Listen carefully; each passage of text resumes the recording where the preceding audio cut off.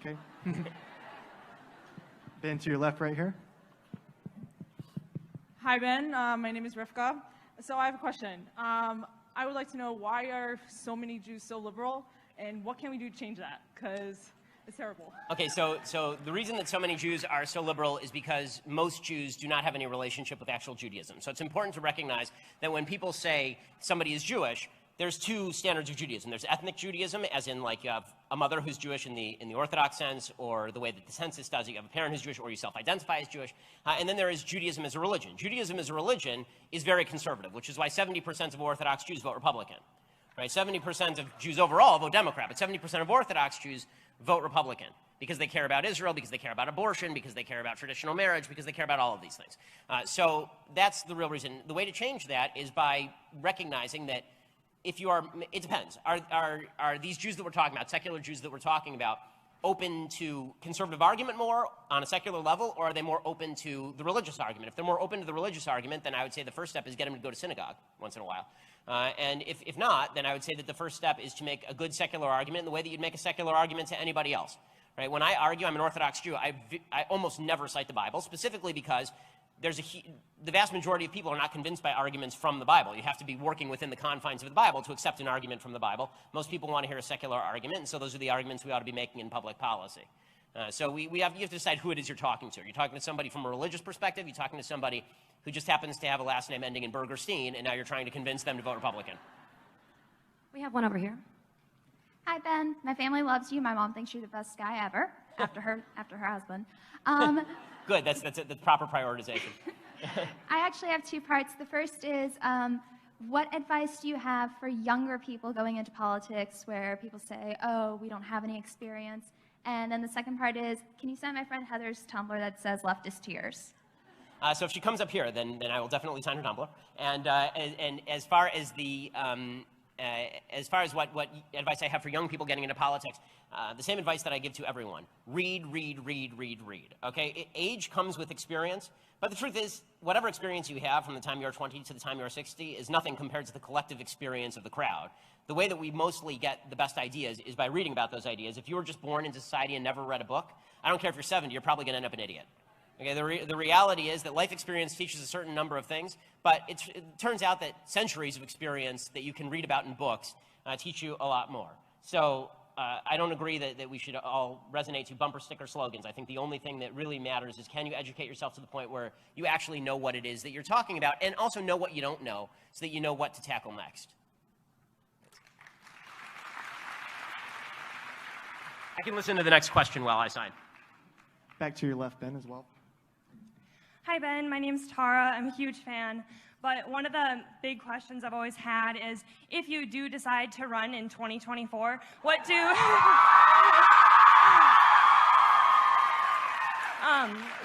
we have to do to work on your campaign? Well, I'm taking volunteer signups in the back, but it's, you know, I am number 3 in the betting markets, apparently.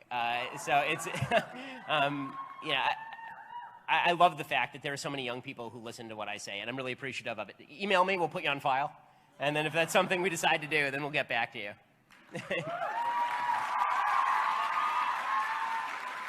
We have one over here. To your right. Okay. Hi, Ben. I heard about you on Joe Rogan, and I've been listening to your podcast ever since. But I have a question.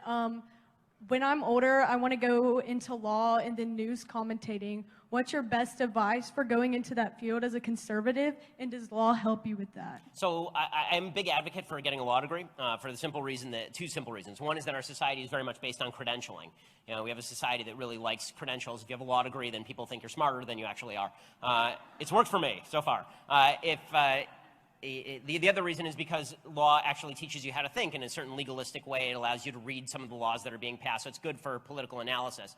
Like for example, when James Comey was making the announcement about Hillary Clinton, right, in July, I could immediately pull up the law, read the law, and recognize that he was making up his own legal standard that had nothing to do with reality. Right? There are certain things that you just know as a lawyer that you wouldn't know otherwise. As far as news commentating, what I've always said is that you have to bring people information first and then commentary. So everyone has an opinion. The question is, how much information can you convey, which is one of the reasons why I spend an awful lot of time on my show and in my writing trying to convey information first and then give my opinion. And I think that also creates a good a good model for having conversations, because first we have to agree on a common basis of facts, and then we can decide, whether we agree on the argument that springs from those facts.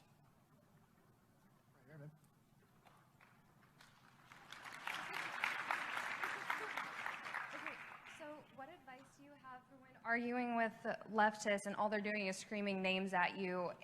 So what advice do you have? Because Okay, so this is the part where you don't have to be nice. Okay, so. Well, yes, okay, Right. but you can't use logic with them because they Right. turn their brain off to you, and you can't appeal to their emotion because they hate you. Right. So the first thing you have to do is determine whether this is a conversation that's even worth taking part in. Right? I mean, there is a door right there. Sometimes it's just worth leaving because you're wasting breaths and you'll need those back when you're dying and all that. So, is it worth time ranting at someone on Facebook or Twitter? This is a rule that I unfortunately do not apply often enough to myself.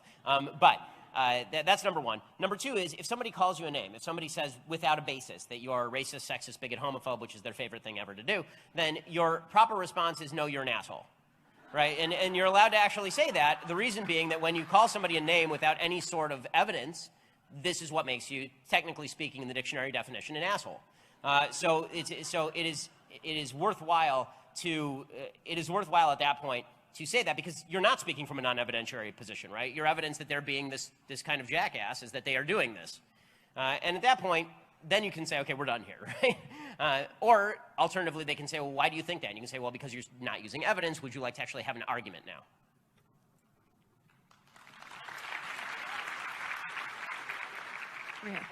Hi, I have a question. So statistically speaking, it's known that most college professors are liberal.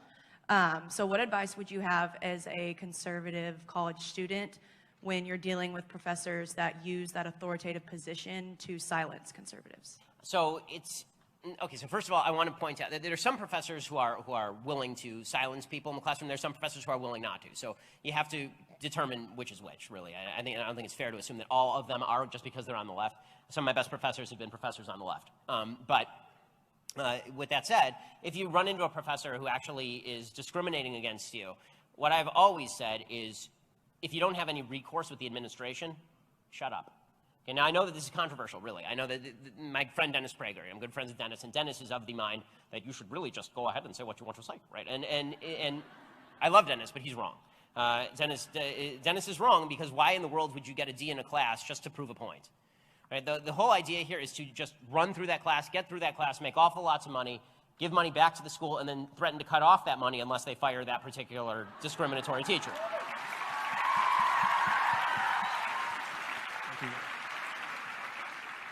Hi. So I'm considering law school. I was wondering, would you recommend getting a undergrad political science or going to a great books college? It actually doesn't matter very much, is the truth.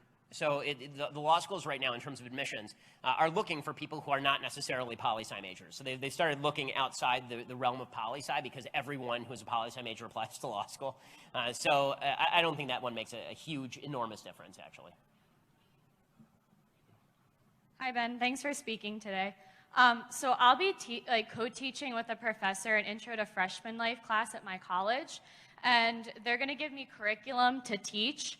And I've recently read an article from the college newspaper saying that they're going to focus on race, gender, and sexuality. Oh, good times. Yeah, instead of actual freshman issues. And I'm worried about hitting the boundary of where I'm going to have to teach things I don't believe in. So how can I, portray what my beliefs and my morals and what I believe in to these students, but still allow them to make a decision of what they want to believe in themselves? Well, I mean, I don't know how flexible your administration is, and I don't know how much your job is at stake based on what you actually are teaching these students. So these are factors that you're going to have to decide for yourself to a certain extent. What I would say is that if it were I would teach what they want me to teach, and then I would immediately say, and here's why I think this is bullshit. Right? So you're teaching both sides, right? I mean, I think that it's fair to say, here's the counter argument to what it is that you're promoting here. But I'm not sure that your school will let you get away with that. If it comes down to, right, and they may not. And so then you just have to decide whether you think you're doing more good in the position as somebody who can, maintain a certain standard of lifestyle in the dorms, for example, when you're actually performing with individuals, or whether it's better to quit, right? Right, so if you have your own office hours, then what I would suggest is, at the very end saying something like, listen, I understand there may be a lot of people who disagree with some of the material in this. I may disagree with some of the material in this, but I have office hours, so I'm always my door is always open to talk with you. And if you can get away with that, I think that's better than probably quitting and have some leftists teach them all this nonsense.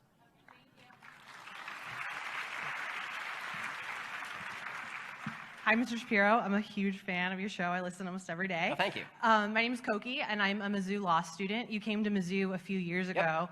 Yeah, that's actually how I... That was the very last time I traveled without security. Right. So I just kind of like to hear your perspective now on the Black Lives Matter movement and everything that sort of came after everything that happened at Mizzou, because, I mean, we're still dealing with that. Right, I mean, you guys lost admissions and people stopped applying and yeah, lost donations, yeah. It's been a horrible problem for our school, so we would love to have you back. I appreciate it, yeah. Please come back, please come back and talk. But I just would love to hear your opinion about that. Well, I mean, I think that the movement has, to a certain extent, petered out. In one sense, it's petered out. In another, it's sort of been mainstreamed into the platform of the Democratic Party and the left. So in the sense that you're not seeing these giant protests in the streets because you don't have an administration that is fostering giant protests in the streets, it's petered out. And, obviously President Trump has not been particularly warm toward these sorts of arguments, and good for him, because the data just don't back up those arguments.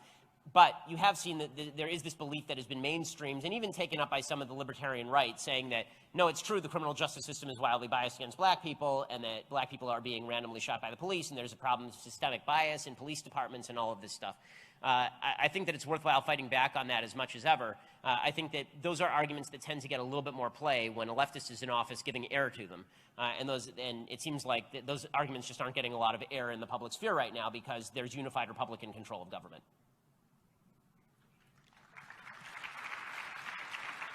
Hi, Ben. New fan. Very impressed so far. My question is, on my campus, we have a socialist group that formed specifically against Turning Point. They call us Nazis, fascists, KKK, the usual. And they've been calling for us to be removed from the campus and expelled. Been there, yeah. They've attacked Candace Owens face-to-face. They called her, a white supremacist. Yeah. And always a smart move, yeah. Yeah. They've been doxing us, posting our pictures and everything. My question is, what is the best course of action? We table and they come up to us in debate, and it just seems we're not getting anywhere. Well, I mean, I'm not sure you're going to get anywhere with the people who are your chief critics, but I think that mockery is absolutely warranted. I mean, when they are extreme enough to suggest that Candace Owens is a white supremacist, for example, I think that is definitely worthy of mockery. And asking them what makes her a white supremacist and catching it on tape and putting it on YouTube is fully worthwhile. And I think I'm sure you're doing that, right? I mean, exactly. So, I mean, sunlight is the best disinfectant for a lot of this sort of thought. Again, you have to fight back against these slurs, but I'm very much in favor of being aggressive with the socialists. I mean, these are people who are backing an economic system that is responsible for the deaths of literally over 100 million people. So it seems to me that they don't have a real moral leg to stand on when it comes to pushing their philosophy. That said, I mean, I think that you have to determine what your crowd is. As always, you have to determine who your audience is. Is your audience the people you're arguing with? No. Your audience is the people who are outside that room. And so sometimes it may be better to just ignore the people who you're talking to and talk to the people beyond them, or to use these people as an example of things you should not do. Also, I think that it's worthwhile just saying to them, if you want to have an open debate in front of the school, you put up your best, we'll put up our best, and we'll do it. And they'll turn you down. They'll say that they don't want to do it. And then you say, well, you're anti-free speech because you don't want to do this, right? I mean, you don't want to have a debate. All you want to do is shout at the moon. Well, if you want to shout at the moon, enjoy yourself. But obviously, there's only one side here that actually wants to have a serious conversation.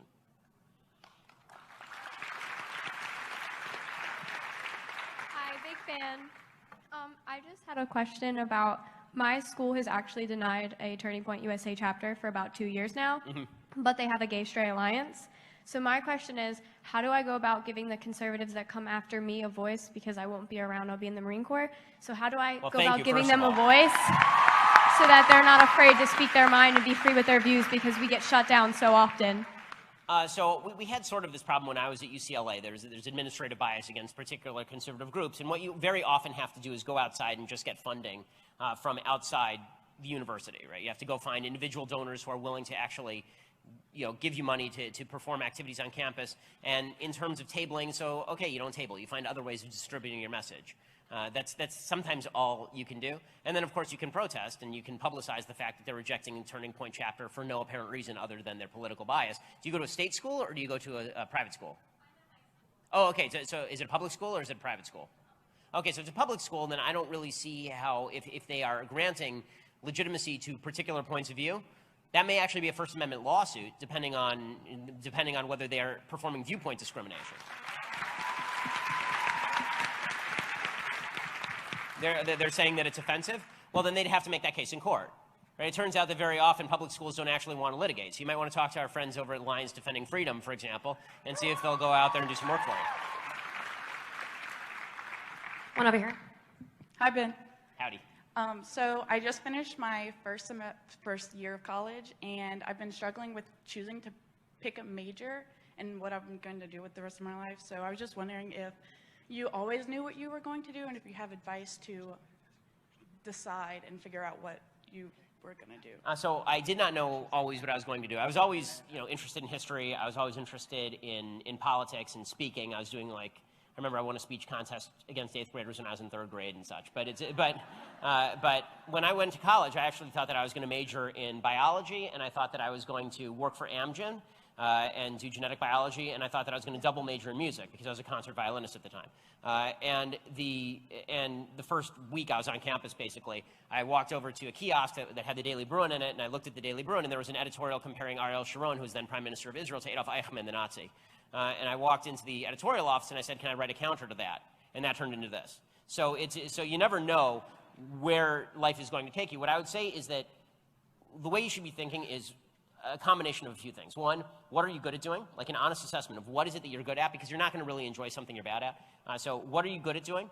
What is something you enjoy doing? And what is something that you feel makes a difference in the world? If you can find the confluence of those three things, then you're going to, I think, pursue a career that is worthwhile and enjoyable. If you're missing any one of those three factors, it's going to be very difficult for you. If you have a big skill set, then figure out which way you think you can make the most difference in the world and what you enjoy doing. Don't try to force yourself into one or the other box, that you're doing something that is worthwhile but you hate, or you're doing something you like but you feel is completely worthless. I think that if you can find meaning and purpose in your work, you're going to live a much happier life. This is true, by the way, for everyone. There's a great book called Flow, all about the times in your life when you're the happiest. And basically what it says is when you are struggling to overcome a barrier and you are working very hard at it, but you feel very ensconced in the struggle, you feel like you're trying to pursue a particular goal using the best of your abilities, this is the happiest you ever are in your life. This is true for everyone. It doesn't matter what that task is, but that means that you ought to find whatever it is that you think is a purposeful life and then pursue that. The good news is I'm writing an entire book on the history of Western civilization in the context of this exact question, but the bad news is you're going to have to read it. Sign my book. Yeah, bring it here.